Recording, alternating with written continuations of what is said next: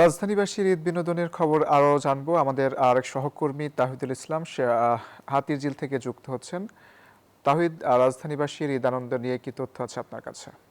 আপনাকে আমি এখন আছি হাতিরঝিলে। আপনি জানেন ঈদের দ্বিতীয় দিনে কিন্তু আজ রাজধানীর বেশ কিছু মানুষ এই হাতিরঝিলে তারা আনন্দ বিনোদনের জন্য এসেছেন এবং পরিবার পরিজন নিয়ে এসেছে। তবে এখন আকাশের যে পরিস্থিতি, অনেক মেঘাচ্ছন্ন আকাশ, এজন্য অনেকেই দেখা যাচ্ছে না। হয়তো আরেকটু সময় আরও এখানে মানুষের উপস্থিতিটা বাড়বে। তবে একটু জানিয়ে রাখি যে প্রতি বছর ঈদে যে আমরা এই হাতিরঝিলে যে মানুষজনের যে উপস্থিতিটা দেখি, এবছর কিন্তু তা থেকে অনেকটাই কম দেখতে পেয়েছি।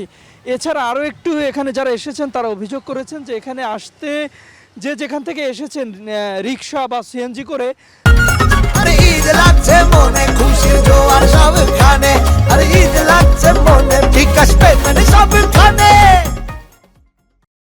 তাদের কিন্তু একটু ভাড়াটাও বেশি গুনতে হয়েছে, এই একটু অভিযোগ করেছেন। এই জায়গা থেকেও হয়তো এখানে একটু লোকটা কম হতে পারে, কিন্তু এছাড়া কিন্তু আমরা বিভিন্ন পয়েন্টে হাতিরঝিলে লোক ছড়ানো ছিটানো দেখেছি এবং এখানে বেশিরভাগ কিন্তু পরিবার পরিজন শিশু নিয়ে এসেছেন এবং নানা বয়সের মানুষজন এসেছে। শুধু শিশুরাই না বা যুবক যুবতীরাই না, এখানে কিন্তু মুরব্বীরাও দেখেছি তাদের নাতি নাতনি কিংবা ছেলে সন্তান নিয়ে কিন্তু এখানে ঘুরতে এসেছেন। তারা বলছেন যদি এই পরিবহন ভাড়াটা আরেকটু কম হয় বা রিক্সা বা সিএনজি ভাড়াটা, তাহলে উপস্থিতিটা আরও একটু বাড়বে বা তাদের আনন্দটা আরেকটু ভালো হবে।